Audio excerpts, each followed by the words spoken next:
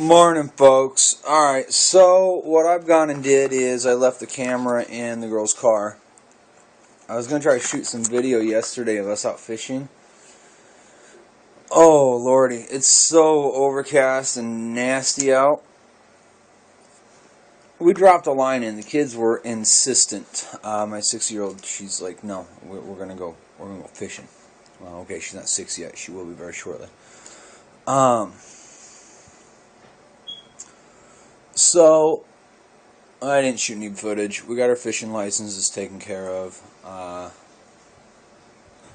The two luxury things I've done this year so much for myself is a fishing license and a pair of shoes. I'm building something here. All my extra dough, all my extra time, it goes into building that something.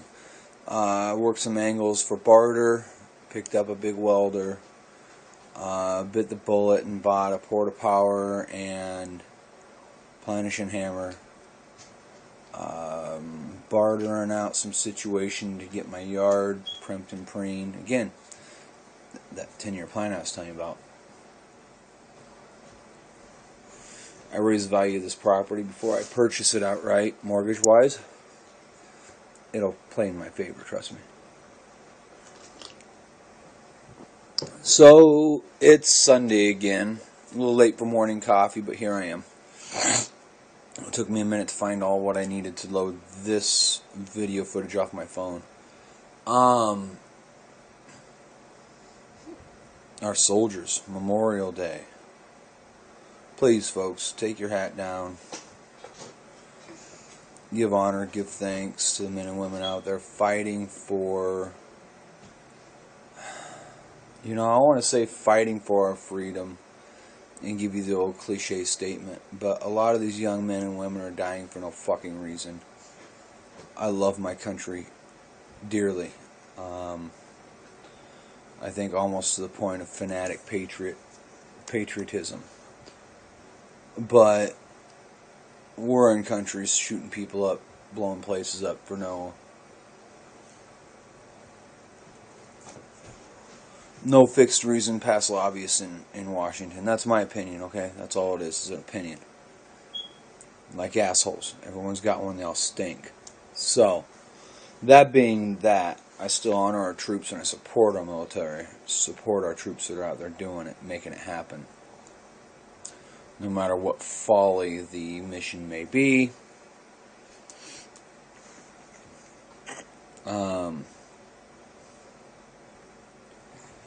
So, it just is, folks. It's the way it is. So, anyhow, I definitely want to send thank you out there to all veterans, current standing military, and the silent prayer to those that have passed in the line of service. All that being said, dreary and gloomy and sad, we'll move on to fun stuff, I suppose. I tried to go fishing yesterday. That did not go over well.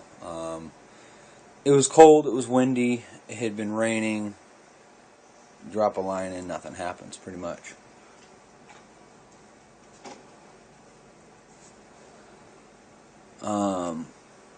We got some interesting stuff coming through the shop, though. Apparently, I'm the man of odd fabrications. So, okay. There's not many people around here that's willing to take on the projects that I am. I built that reputation to fabricate all the oddball shit, then that'll help us significantly. I'm going to shoot basically a commercial spot is pretty much what it's going to amount to for my friend Kent and show off his invention. That's patent pending currently. We're going to be producing, it sounds like we're going to be producing 5 of those next week, which I'm just ecstatic. I can't even begin to express to you how much that means to me in our little shop. And how much I hope it means to Kent and his family. The man's got half a dozen patents under his belt.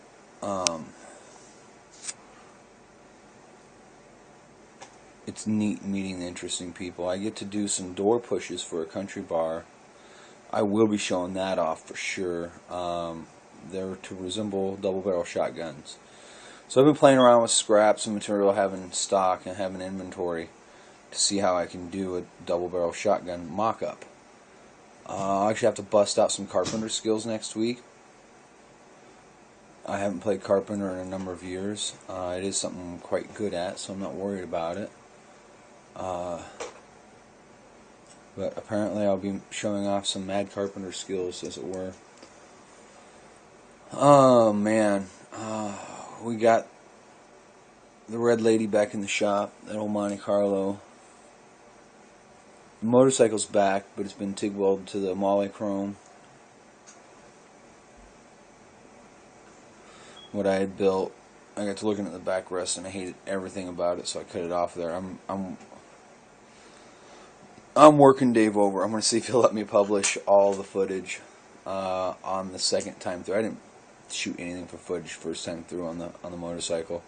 The part I made was per spec, as best as you can do within the laws of physics, and it still didn't look right. I didn't like it. I wasn't happy with it. Wound up scrapping it and starting over, which is groovy. Haven't been able to get the garden in, which really bums me out. It's getting too late to plant. So we got some starters. I'll get those in. I'll get some fast growing greens in and have a veggie garden. It's just a little one this year. In my adult life, this is the first time I ever put in a garden.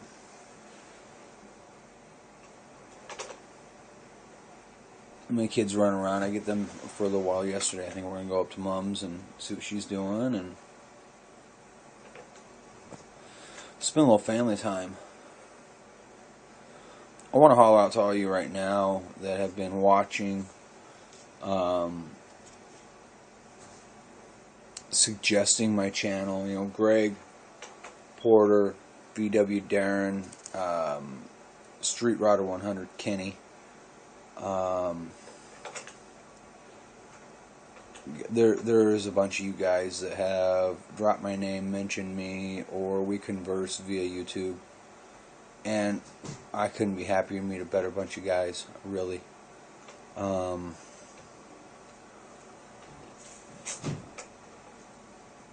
Jeff, Mr. James Freddy's Hot Rods himself, I miss the shit out of seeing your videos.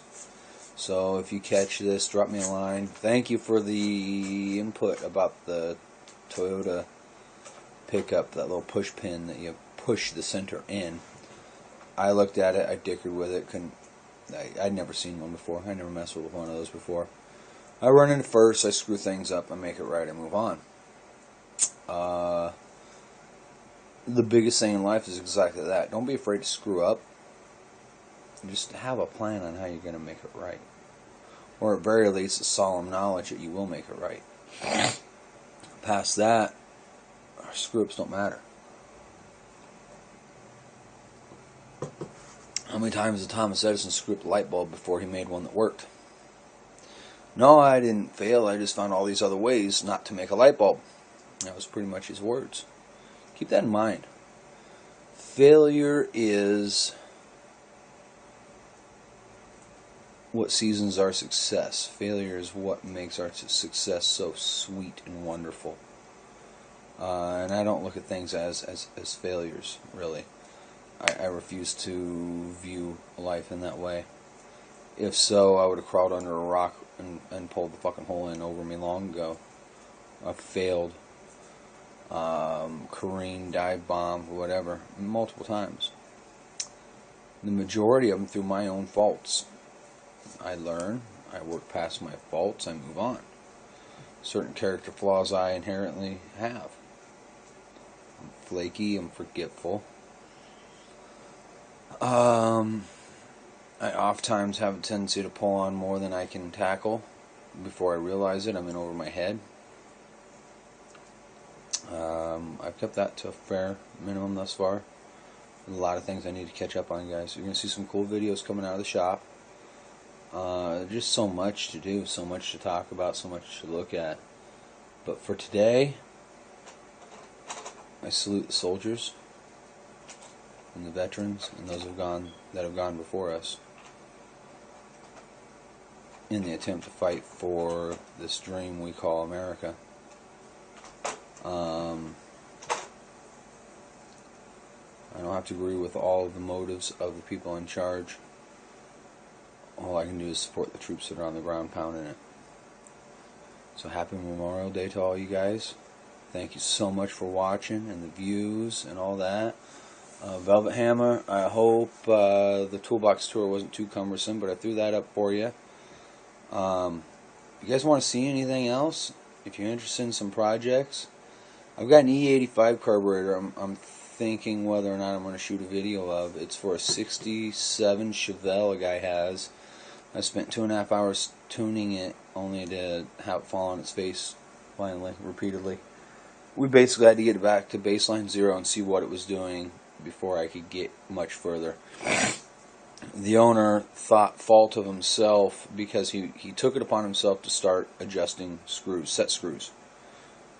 Man, kudos. Nothing you're going to do to that carburetor that's going to cause any lasting damage. Now, I will tell you, after this carburetor's tuned on it and correct again, after it's been kitted, the oil's got to be changed. Anytime you go through a carburetor rebuild, it's got rebuilt for a reason. It needs to change the oil because you're probably dumping raw fuel down the plenum. Just the way it is. But let me know if you want to see that. Carburetors are about as boring as dry white toast. But I'll set up a tripod and I'll run through the rebuild if you all want to see it. I know there's other sites out there that I use for reference, that I have learned a lot from, that you can find probably better information than I'm able to give you. You got 3 levels of carburetor carburetor knowledge. What the fuck is that thing? Well, I can take it apart, I can put it back together, I can kit it, and it'll run. And the third one is where the real artistry comes in. The guy that can make the one, there's probably about a dozen adjustments on, say, a quadrijet that you can do. Snapping the secondaries shut faster, the idle arm, the idle linkages, the kick down linkages. I mean, there's a lot of adjustments on one of those carburetors. But once you get them tuned, I still fervently feel there's no better carburetor as long as you've got a good case.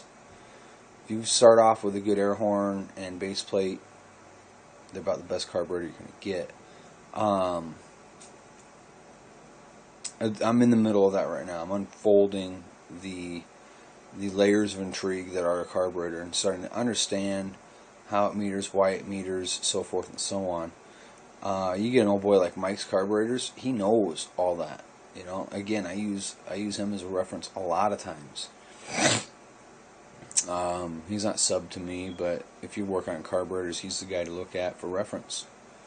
Every carburetor I do, I won't say every, 9 out of 10 carburetors I build actually get cracked open a second time because I've forgotten something, I missed something, I didn't adjust something right. The last one was a quadrijet from a 67 Cadillac. And I spun the linkage around backwards for the secondaries when I put the base plate back on the case. I take the base plate off, spin all my linkage around where it belonged, and put it back together. Mind you, I did 90% of that build without the spec sheet because I know how they go together. I've done quite a few of them, but still, there's nuances, there's little things. Building a carburetor is kind of like working on the bomb squad. It's nerve-wracking. You're sitting over this thing with all your little tools, putting it back together. So, I'm not going to let this run out any longer. You guys have a great day. I'm enjoying my Sunday morning coffee. I hope you all the same. We may go fishing later. it's still overcast and nasty. So, happy Memorial Day to all you folks. And really, all that means around here locally is gas prices went sky high and camping supplies are hard to find, which is sad. It's so much more than that. You folks have a good one.